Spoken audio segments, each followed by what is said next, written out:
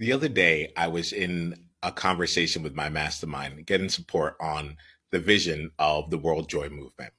And I had one of my mastermind friends come in and deliver about like 5 minutes of just like value. It was just the things that she was saying, one thing after another, not only made sense, but it cut in deep, got into the core of me, and was something that I could actually embrace both rationally and emotionally.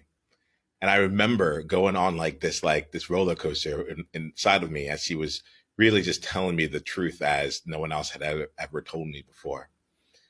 And right when she finished, just like as the exclamation point to everything she said, that final period, she goes and said, anyways, I don't know. And it's like then try to like pass the story onto some other place. And I remember in that moment feeling so deflated. That was one sense of it. The other side was betrayed.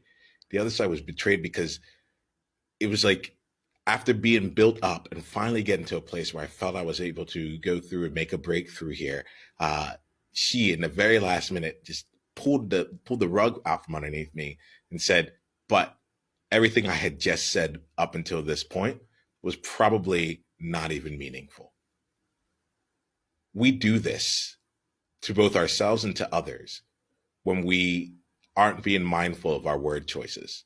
We do this here when we use disempowering words and we take away from the powers of the statements that we have. We take away from the power of who we are being and what we're trying to get across.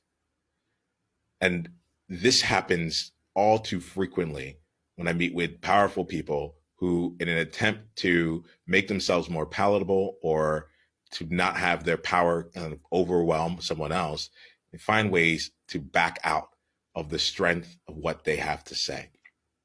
I want to give, I want to acknowledge that, and I want to like give us some space here to really just spend some concentrated time examining and seeing the impact of the words that we choose to use, and when we take the power out of powerful words.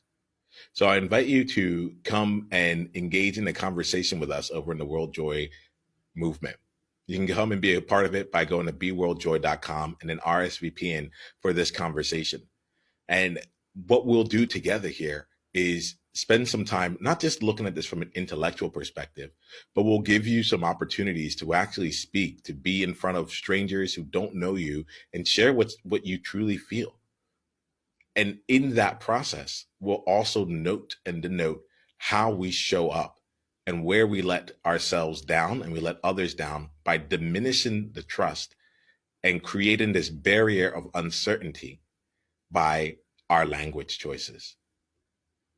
I get really excited by this because if you spend any time with me in my space, you'll notice how quick I am to see where other people are diminishing their power in my presence. I'm like, not gonna have it.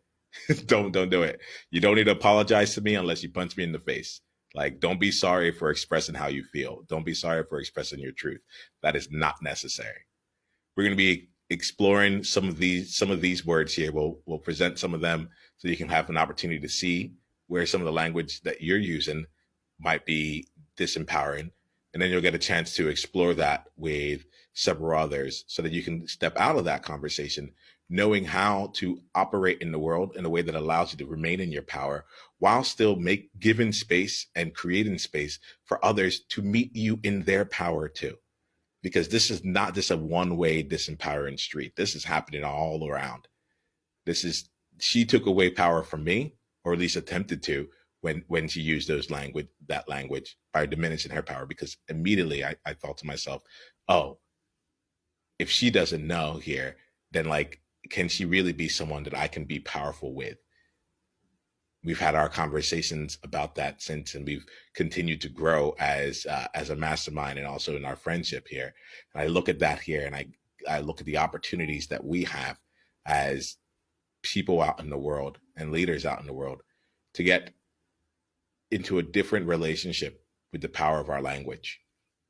So come and join us in the World Joy movement at a World Joy conversation. Go to beworldjoy.com and then RSVP for this conversation. We'd love to have you.